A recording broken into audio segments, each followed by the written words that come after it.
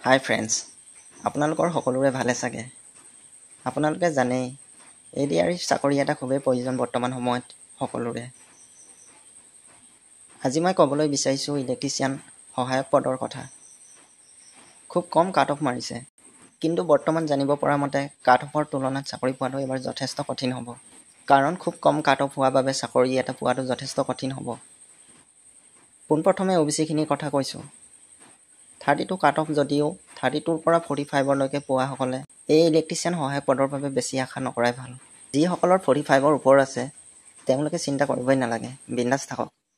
ছোৱালীখিনি হয়তো গোটেইখিনি চাকৰি পাব, প্ৰায় নিশ্চিত।